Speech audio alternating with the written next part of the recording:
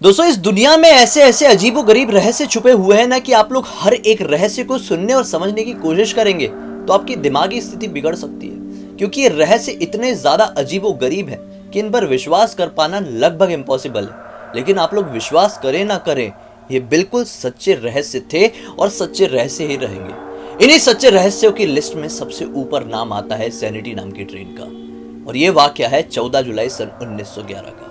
Bloody सत्य के आज के इस एपिसोड में मैं आप सभी लोगों को इस ट्रेन के एक ऐसे रहस्य के बारे में बताने वाला हूं जिसे सुनकर आप लोगों की रात की नींद खराब हो सकती है। अगर आप लोग आज की नींद खराब करके ये रहस्यमय किस्सा सुनने के लिए तैयार हैं तो बने रहिए अंत तक।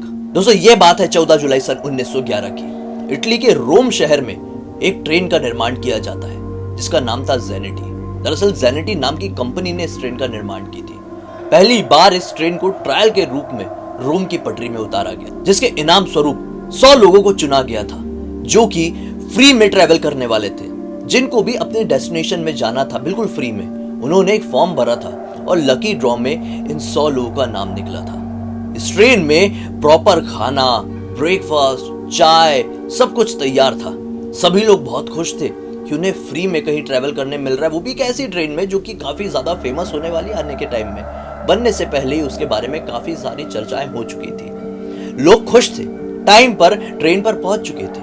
गार्ड ने हरी झंडी दिखाई और ट्रेन अपने सफर के लिए निकल पड़ी। 1-2 घंटे का ट्रैवल हो चुका था। इस ट्रेन के अंदर 100 नॉर्मल पैसेंजर्स और 6 ट्रेन के क्रू मेंबर्स थे। इन 106 लोगों को बिल्कुल भी अंदाजा नहीं था कि अभी हम किस चीज का सामना करने वाले हैं, हमारी जिंदगी में क्या कुछ घटने वाला है। 2 घंटे ट्रैवल करने के बाद ये ट्रेन एक लैम्बॉर्डी नाम के टनल के अंदर एंटर करती है। ये टनल 1 किलोमीटर का था। जो होती है ना गुफा जिसके अंदर पूरा अंधेरा होता है, ये हूबहू वैसा ही टनल था। इसके अंदर नॉर्मली एंटर तो करती है, एक छोर से घुसती है लेकिन दूसरे छोर से बाहर नहीं आती। लोग बहुत ज्यादा हैरान हो जाते हैं जिन लोगों को ट्रेन के सिग्नल नहीं मिल रहे थे। लोग शॉक में थे कि ट्रेन टनल के अंदर नॉर्मल तरीके से घुसी तो थी, लेकिन 1 घंटे होने के बावजूद भी ये 1 किलोमीटर का सफर कंप्लीट क्यों नहीं हो पाया। लोगों ने इंतजार किया और पूरा 1 दिन बीत गया। 1 दिन में भी ये ट्रेन 1 किलोमीटर के टनल को क्रॉस नहीं कर पाई थी, दूसरे छोर से बाहर नहीं आ पाई थी। लोगों ने छानबीन शुरू कर दी थी। इटली के लोग काफी ज्यादा आक्रोश में आ गए थे, क्योंकि उनके लोग 100 लोग इस ट्रेन के अंदर बैठे हुए थे और ये ट्रेन ना जाने किस तरह से गायब हो गई थी। सभी लोग समझ गए कि ये ट्रेन एक दुर्घटना का शिकार हो गई है। बड़े बड़े न्यूज़पेपर्स में इस बात की खबर छपी। बड़े बड़े पैरानॉर्मल इन्वेस्टिगेटर्स इस केस में शामिल हुए, लेकिन कभी कोई समझ ही नहीं पाया कि क्या हुआ है। और ये कांड होने के ठीक 1 साल बाद 2 मैक्सिकन भाई सामने आए, जिन्होंने ये दावा किया कि हम उन 106 लोगों में से 2 हैं। दरअसल जब ये ट्रेन उस टनल के अंदर एंटर कर रही थी तो ये दोनों भाइयों को कुछ अजीब सा फील हुआ, और उसी वजह से इन दोनों भाइयों ने उस ट्रेन के अंदर से बाहर की तरफ जंप लगा दी। दरअसल जब कारण पूछा गया तो इन लोगों ने बताया कि जब ये ट्रेन टनल के अंदर एंटर कर रही थी तो बाहर की तरफ एक सफेद घना धुआं सा इन्हें दिखाई दिया, और जैसे ये ट्रेन उस धुएं के नजदीक जाती जा रही थी, ड्राइवर ने ट्रेन की स्पीड काफी ज्यादा कम कर दी थी। और जैसे ये ट्रेन उस टनल के अंदर एंटर करने वाली थी, लोगों को इस तरह का साउंड सुनाई दे रहा था, जो कि बहुत ज्यादा इरिटेटिंग लग रहा था। सभी लोगों को अजीब सी फीलिंग आने शुरू हो गई थी। सभी लोगों को ऐसा लग रहा था कि हमारी मृत्यु होने वाली है। सभी लोग अपनी बातों का कन्फेशन एक दूसरे के सामने करने लगे। सभी लोगों ने अपने पापों की ईश्वर से माफी मांगना शुरू कर दिए थे। सभी लोग समझ चुके थे कि हम मृत्यु के मुंह में जा रहे हैं। इस बात की कंडीशन को समझते हुए दोनों भाइयों ने उस ट्रेन से जंप लगा दी थी।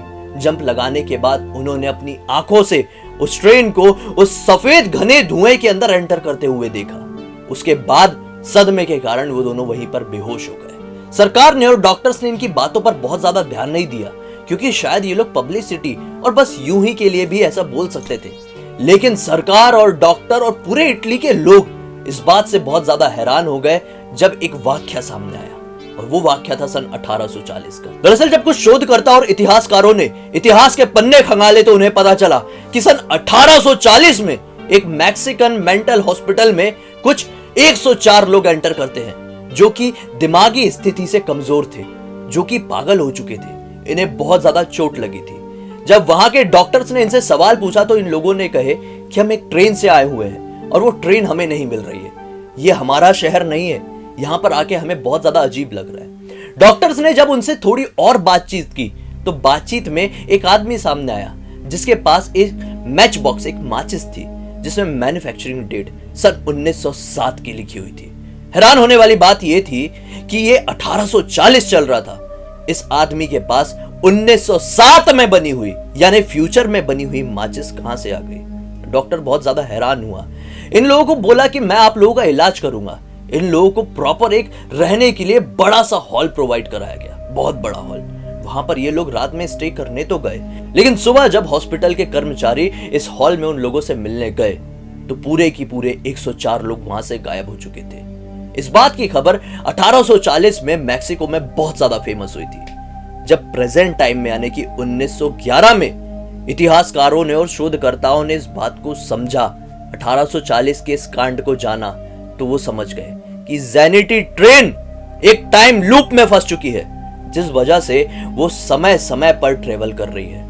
1911 से गायब होके वो 1840 में पहुंच गई और फिर 1955 में भी ये एक बार सामने आई। यूक्रेन के एक शहर में एक स्टेशन मास्टर ने रात के 2 बजे करीब एक ट्रेन को देखा, जो कि ट्रेन बिना पटरी के चल रही थी, बहुत ही रफ्तार में थी और तेजी से बढ़ते हुए वो एक पहाड़ की तरफ जाकर अदृश्य हो गई। जब डिटेल में समझा गया तो पता चला कि उस पहाड़ के पीछे इटालियन सोल्जर्स की कब्रिस्तान है, जहां पर कई हजारों इटालियन सोल्जर्स की लाशें दफन है।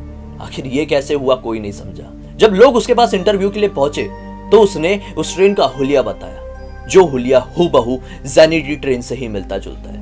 लोगों का यह कहना है कि ऐसी ट्रेन कई बार रोमानिया, रशिया और भारत में भी देखी गई है, जो कि बिना किसी पटरी के एकदम अदृश्यता की तरह ही ट्रैवल करती रहती है और ना जाने कैसे कहीं पहाड़ में जाकर, कहीं किसी पेड़ से टकराकर वो अदृश्य हो जाती है। वहीं पर बहुत सारे लोग ये कहते हैं कि ऐसा कुछ हो ही नहीं सकता, ये सब बकवास है, मनगढ़ंत कहानी है। लेकिन आज भी जब आप इटली के इतिहास के पन्नों को खंगालेंगे तो आप समझ जाएंगे कि वहां पर ज़ैनिटी नाम के इस ट्रेन का वर्णन है, जो कि आज तक कोई नहीं सुलझा पाया है। सबूतों के अभाव की वजह से गवर्नमेंट ने इसकी किताब बंद कर दी, क्योंकि वो समझ गए थे कि हम चाहे कुछ भी कोशिश कर ले, हम इस प्रकृति से लड़ नहीं सकते, हम इस प्रकृति को नहीं समझ सकते। सभी लोग जान गए कि ज़ैनिटी एक ऐसी दुर्घटना का शिकार हो गई है कि जिस दुर्घटना की वजह से ज़ैनिटी एक पैरेलल डायमेंशन या फिर एक पैरेलल टाइम लूप में फंसकर रह गई है। क्या पता वो कभी वापस आएगी भी या फिर नहीं।